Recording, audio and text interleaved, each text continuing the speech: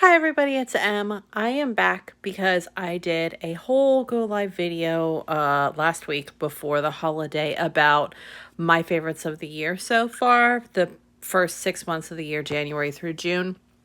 And my YouTube screwed up the whole video, so I had to delete it. So we are coming back again to talk about my favorites of the year so far, except the last video I was very chatty about it, and I'm not going to be this time. This is going to be much quicker, rapid paced kind of a thing. So the first book we're starting out with, one of my favorites that I read at the very beginning of this year, is Starless by Jacqueline Carey. She's one of my favorite authors, and this is like an epic fantasy about a non-binary character who's trained to become a bodyguard and assassin for a royal princess, and they set out on like an epic journey to defeat evil god stars, basically, hence Starless. So that was one of my favorites of the year. And also at the very beginning of the year, The Starless Sea by Erin Morgenstern, who also wrote The Night Circus. This one's a little bit harder to describe, but it's basically a fantasy that involves a gigantic library that's under New York City that contains like every book ever created, and a young man's journey to find out what exactly is going on and why people are going missing in this Starless Sea.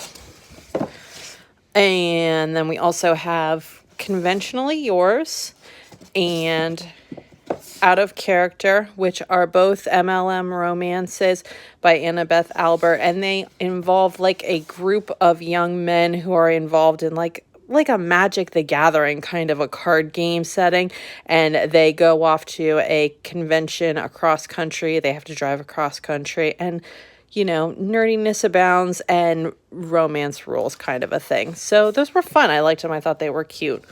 Also along the same lines, for one of my favorites this year, is this MLM romance involving a reality show theme. The main character has like anxiety issues, and he goes on to a reality show to like get back his job, some tech job or something like that. And he meets a man who has depression issues, and again, romance abounds, that kind of a thing. I can't, you know what, just stay there. That's fine.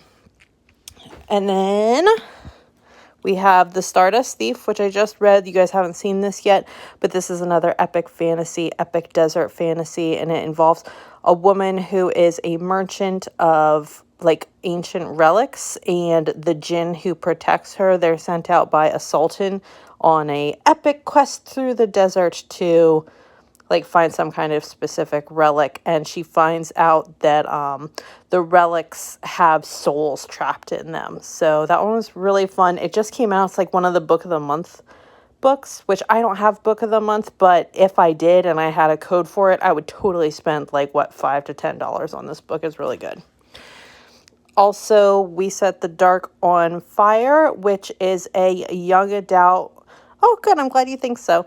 It is a young adult women love women book about like an alternate history where they're on like some kind of like a Spanish island, and half civilization is trapped behind a wall, and they're kind of looked down upon by the people that live on the other side of the wall.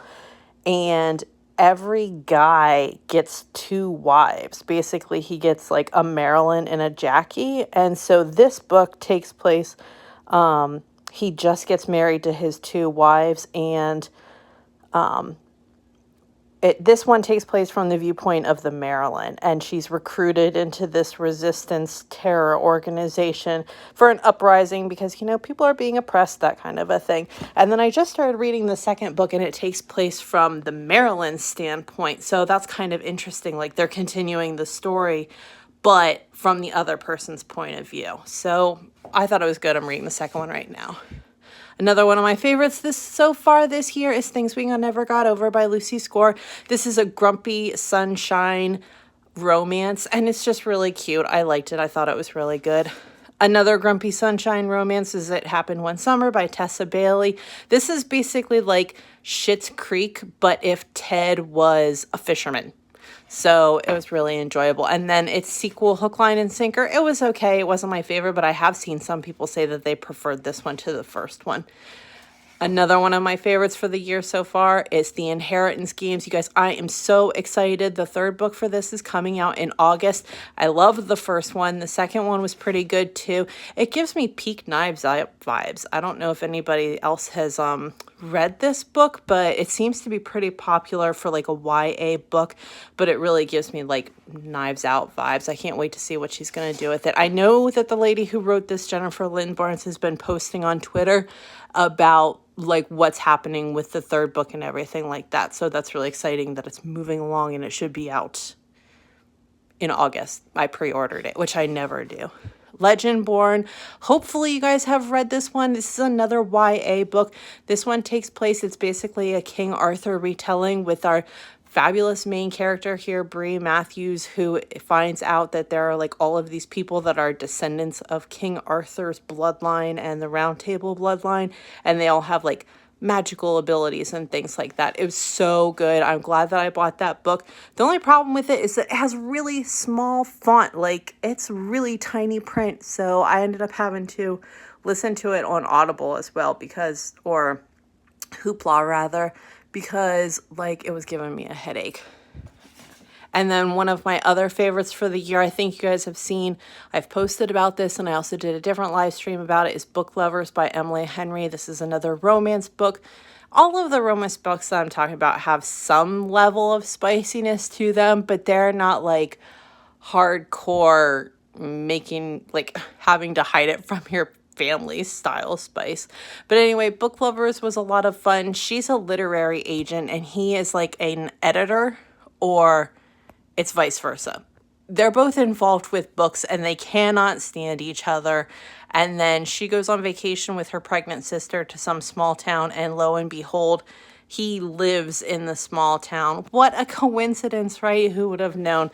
But the thing that's the best about this book absolutely is the banter. They are very like Bogart and Bacall style banter.